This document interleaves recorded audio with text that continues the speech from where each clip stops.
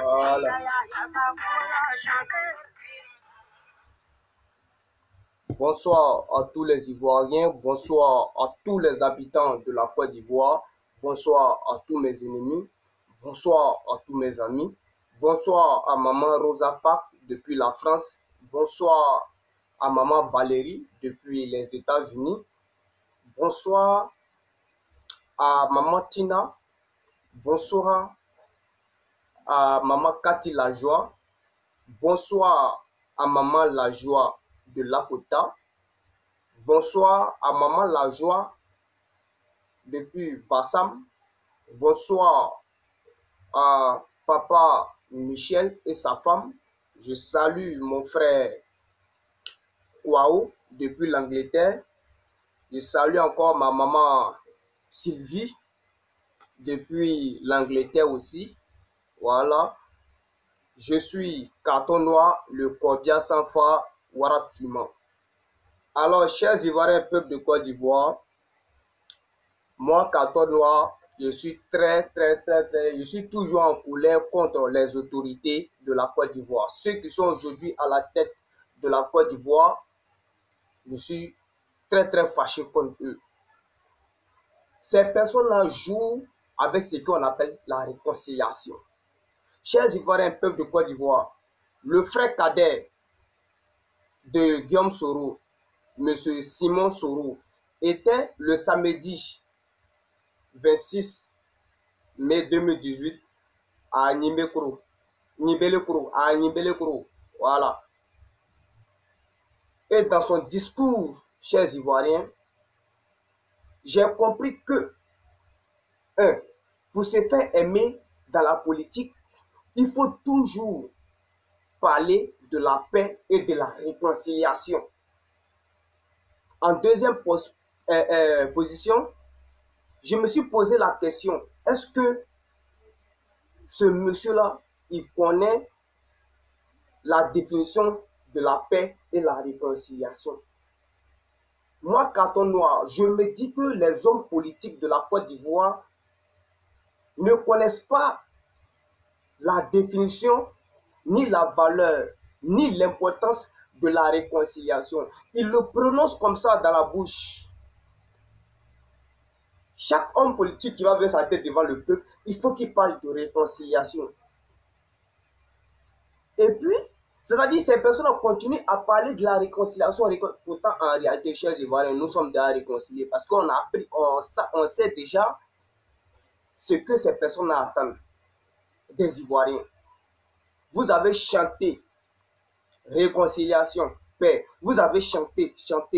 Le peuple là, chers Ivoiriens, je vais vous dire la vérité, hein, le peuple est déjà réconcilié. On vit ensemble. Mais ce sont eux, les hommes politiques, qui sont en guerre. Sinon, nous, le peuple là, il n'y a rien. On n'est pas en guerre. On est réconcilié. Seulement, c'est le gouvernement en place qui sont en conflit. Et moi, Carton Noir, le Cordia sans phare, Warafima, j'ai mal quand je vois un frère nordiste qui se met devant le peuple et dit que et dit des conneries, voilà, c'est comme ça, et dit des conneries, moi, Carton Noir, ça me fait mal. Tu es parti à Nibelekro.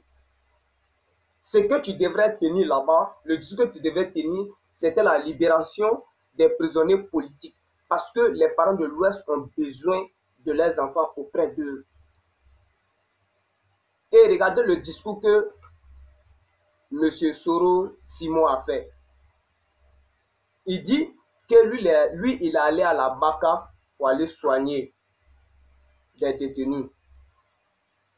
Et quand il est arrivé près du détenu, le détenu l'a dit que ah, vous ne vous occupez, vous nous avez oubliés. Et lui, il a répondu au détenu que non, occupe-toi d'abord de ta santé. Parce que si tu es en bonne santé, tu pourras sortir un jour et raconter ton histoire à tes enfants.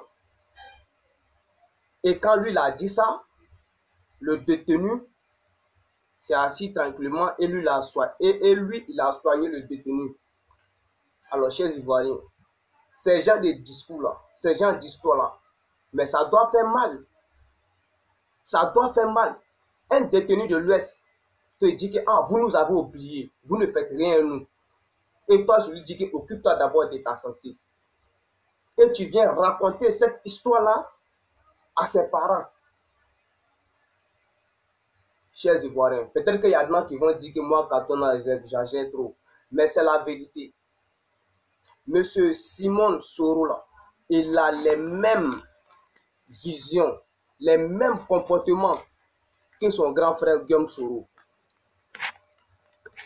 Tout ce que lui veut faire, c'est de séduire le peuple afin que son grand frère reste au pouvoir, afin que son grand frère soit président en 2020. C'est ça. Ton grand frère Guillaume Soro n'a pas encore demandé pardon aux parents du sud, de l'est et l'ouest. Tu ne peux pas aller là-bas à l'ouest et aller raconter des bêtises pendant que leurs enfants sont en prison. L'histoire que tu as racontée du détenu, mais ça fait pleurer, ça fait mal. Ça fait très très mal. Moi, Carton Noir, le cordial sans phare, je viens vous dire que le gouvernement actuel ne connaît pas la paix. Ce qui veut dire la paix, la réconciliation, là, ils ne connaissent pas. Ils se servent de ces mots-là pour endormir le peuple. C'est une réalité. Mais nous, on ne voit pas le conflit que le peuple fait. Le peuple n'est pas en conflit. C'est eux qui sont en conflit. Ils viennent mettre dans nos têtes que nous sommes en conflit. Le peuple n'est pas en conflit. Les Ivoiriens ne sont pas en conflit. C'est vous, les autorités, là, vous êtes en conflit. Vous aussi, le peuple. Ne vous laissez pas manipuler. Ne vous laissez pas manipuler. Vous avez compris? Voilà. Donc, M. Soro Simon, moi, Carton Noir, je vois dans votre plan. Et arrêtez vos conneries là. Vous avez compris? Voilà. Alors, chers Ivoiriens, peuple de Côte d'Ivoire, moi, j'ai remarqué quelque chose. Tous les différents présidents qui se sont succédés à la tête de la Côte d'Ivoire ont été sanctionnés pour des comment on peut appeler ça, pour des dérivés, voilà, de pouvoir. C'est ce que moi j'ai constaté. Mes chers Ivoiriens, la Côte d'Ivoire a perdu 500 milliards de francs CFA. 500 milliards de francs CFA a disparu dans le café cacao. Mais pourquoi Alassane Ouattara ne sanctionne pas les auteurs, les personnes qui ont volé les 500 milliards de francs CFA? Pourquoi Alassane Ouattara ne les sanctionne pas? Normalement, quand tu voles là, on doit t'arrêter, te juger. Donc, si c'est pour attraper les petits volets là, ça là, vous savez le faire. Mais pourquoi les gros voleurs, les Dumba voleurs, ceux qui ont volé 500 milliards dans le café cacao là, pourquoi Alassane Ouattara ne les arrête pas? C'est le même groupe. Moi, quand j'ai mal quand je vois Tandis pendant que les gros voleurs sont là, on les laisse et on va attraper les petits voleurs qui sont les voleurs que nous connaissons là. Voilà, on va les arrêter. Pourquoi? Voici le problème devant nous. Le problème se trouve devant nous. Mais Alassane Ouattara, il leur donne raison. Il donne raison à toutes ces personnes-là. Moi, quand j'ai mal. Regardez aujourd'hui encore, chers Ivoiriens, l'histoire des voitures. Voilà, on appelle ça comment? Fraude au guichet unique automobile. Les fraudes de véhicules, là. On dit il y a combien de véhicules qui sont rentrés en Côte d'Ivoire non dédouanés? 2000 voitures. Et quand ils ont cité les personnes qui ont participé à cette fraude-là, nous n'avons pas entendu qu'ils ont arrêté ces personnes. Ou bien, dans cette liste-là, j'ai cru voir le nom de M. Henri Konan Bédié. Mais toutes les personnes qui ont cité les noms-là, pourquoi eux-là, ils ne sont pas arrêtés? Pourquoi ils ne sont pas arrêtés et jugés? Ils n'en parlent pas de ça. Ils cherchent une solution. Comment fermer cette affaire-là? Mais il y a les autorités de la Côte d'Ivoire là. C'est eux qui ont fait rentrer cette marchandise-là, ces voitures-là non dédouanées, afin de se remplir les poches. Et pourquoi Alassane Ouattara ne les arrête pas?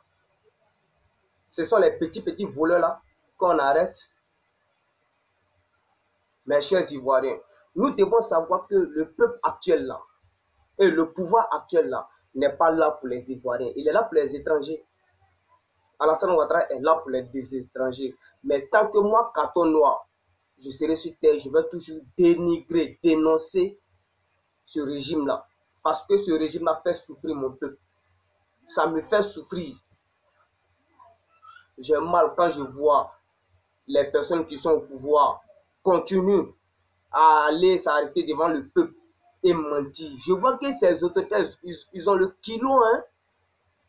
Après avoir fait souffrir un peuple, ils vont s'arrêter devant lui, devant eux, et leur faire un discours rêvant. Ça me fait mal, hein. Chers Ivoiriens, nous devons faire en sorte que ce gouvernement nous respecte avant qu'il ne quitte le pouvoir. Ils doivent nous respecter. S'ils ne nous respectent pas, on doit les apprendre comment respecter le peuple. Ou bien, mais c'est la vérité. Regardez, chers Ivoiriens, ils ont commencé à couper l'eau à Abidjan, dans la commune de Yopougon, à Djamé, à Bobo.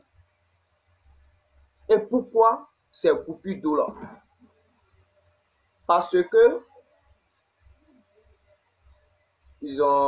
on a fait des enquêtes, ils ont fait des enquêtes et ils ont trouvé que la raison de ces bâtards là était quoi? Ils ont déclassé 400 hectares de forêt derrière la Maca pour construire la cité Ado. Vous voyez? À cause de la cité de Alassane Ouattara, la cité Ado, on met mon peuple dans la soif de l'eau. Pourtant, l'eau est une source de vie. Alassane Ouattara a déclassé 400 hectares. Pourquoi? Pour la construction d'une cité, excusez-moi. derrière la maca. Mais c'est une foutaise. À cause de ta cité, le peuple va mourir de soif. On doit comprendre aussi à Boaké. On doit comprendre. C'est parce que Ouattara est en train de construire sa cité, raison pour laquelle il n'y a pas d'eau. Ils ont dit quoi? Que la nappe de la Sodécie est finie. 400 hectares. C'est pas petit, hein, chers Ivoiriens. 400 hectares pour construire une cité. Mes chers Ivoiriens, pourquoi on ne peut pas se lever et dire la vérité à ce monsieur-là? Pourquoi? Vous avez peur des gendarmes? Mais moi, j'ai déjà lancé mon garant aux gendarmes. J'ai déjà lancé. C'est vrai, il y a beaucoup de mamans qui s'inquiètent pour Capon Noir, le cordial sans fort. C'est vrai. Mais chère maman, cher papa, il faut des personnes dignes de la Côte d'Ivoire, des Ivoiriens dignes de parler. La Côte d'Ivoire a besoin de nous, en particulier moi, Capon Noir. Et je dois sauver mon peuple. Je dois dénoncer des faits. Si je meurs, et puis dès même là, je ne vais pas mourir. C'est Dieu seulement qui peut décider de mon sort. Vous comprenez? Le grand frère de Ouattara est mort, non? Il est mort. Ah, c'est Dieu qui l'a pris. Ou bien, c'est pas menti, mais peut-être c'est Ouattara qui l'a tué. Parce qu'à fait de pouvoir là, les gars sont en train de se dender. Alassane veut mourir au pouvoir. Donc Alassane Ouattara coupe l'eau dans le Grand Abidjan là, dans les quartiers Abobo, Adjamé, Yopougon, pour la cité qu'il construit derrière la Maca. Il a déclassé 400 hectares. Mais Alassane Ouattara se fout des Ivoiriens. Hein. C'est pour dire nous les Ivoiriens, on n'a pas d'importance en ses yeux. Maintenant, chers Ivoiriens, pour vous dire qu'en Côte d'Ivoire, il y a les étrangers, il y a les Burkinabés, là, je vais vous donner une preuve. Je vais vous donner une preuve qu'on peut voir. En Côte d'Ivoire, là, qui sont les propriétaires? Ce sont les Ivoiriens. Et quand on fait le journal, on fait ça en quoi? En français. Mais suivez très bien le journal de 17h, le journal des soirs. Là, on parle en baoulé, en truc, voilà. La langue voilà, les ethnies là. Voilà. Pourquoi on parle la langue morée dans le journal? Pourquoi on parle la langue morée dans le journal de Côte d'Ivoire? On peut parler de toutes les langues qui sont en Côte d'Ivoire. Mais le Burkina, la langue burkinabé là, c'est pas pour nous les Ivoiriens. Pourquoi on parle le moré dans le journal de la Côte d'Ivoire? Ça, c'est une preuve pour vous dire que les Burkinabés sont en Côte d'Ivoire. Les Burkinabés sont en train de prendre nos terres. La cité qu'il est en train de construire, qu'est-ce qui prouve que c'est pas là-bas les étrangers vont, ses parents burkinabés vont habiter? Hein? Vous voyez, chers Ivoiriens, il y a bel et bien des Burkinabés en Côte d'Ivoire. Et comme Alassane Ouattara veut prendre la Côte d'Ivoire, il les informe aussi en moré dans la langue burkinabé pour qu'ils comprennent aussi, pour qu'ils écoutent ce qui se passe en Côte d'Ivoire. Voilà.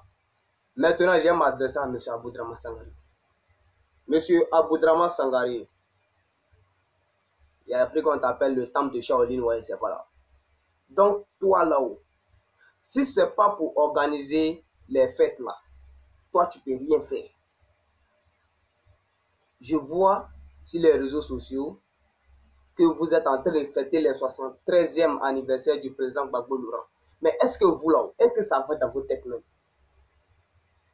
Est-ce que ça va dans votre tête? Vous allez prendre toute votre vie à faire les fêtes seulement pour Gbagbo Laurent? Hein? Au lieu de mener des actions positives, ce sont des fêtes que vous organisez. Je vais vous dire quelque chose. Vous savez pourquoi Capon Noir n'aime pas l'anniversaire? Je vais vous expliquer. Chers Ivoiriens, quand un an s'ajoute sur ton âge, tu dois savoir que ta vie diminue. Et moi, je ne peux pas fêter ma mort. Je ne peux pas fêter ma mort. Puisque quand moi j'ai un an, quand j'ai un an, ça veut dire vieillir. Et c'est d'autres qui sortent dans ma vie. Et moi, je vais fêter ça. Mais non, il ne peut pas fêter ça.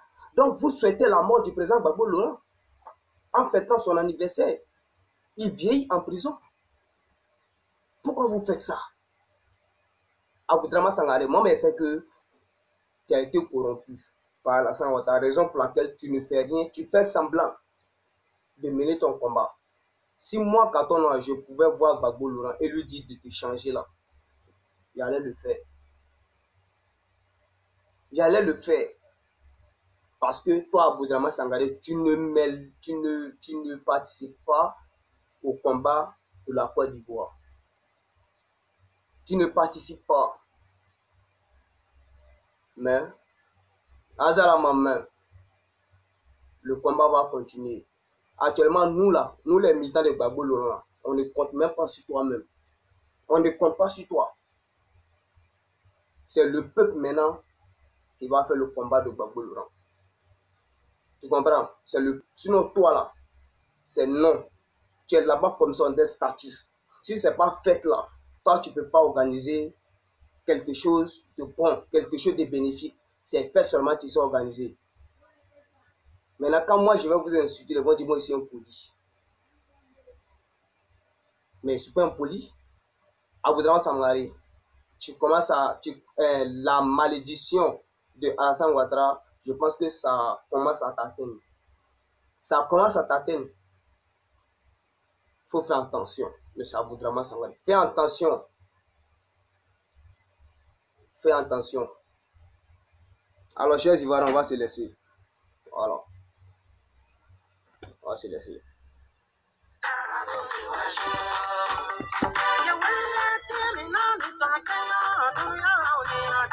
Ça va, ça, c'est le coup, c'est le coup.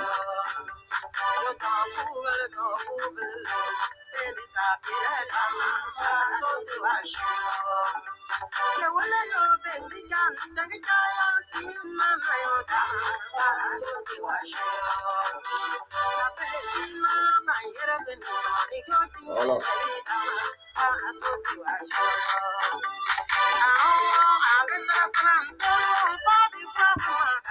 Voilà. Alors, chers parents ivoiriens, on va se laisser et le combat continue.